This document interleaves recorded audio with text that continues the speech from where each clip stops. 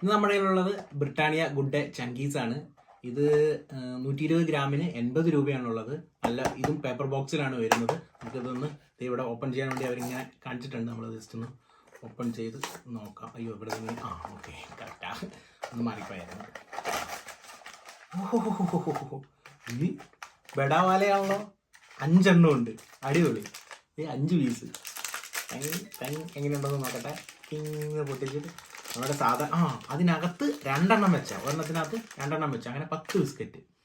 ഇത് കണ്ടോ, നല്ല ചോക്ലേറ്റിൻ്റെ നല്ല സ്മെല്ലുണ്ട്, അടിപൊളി. ടെക്കെന്ന് പൊട്ടിച്ചു.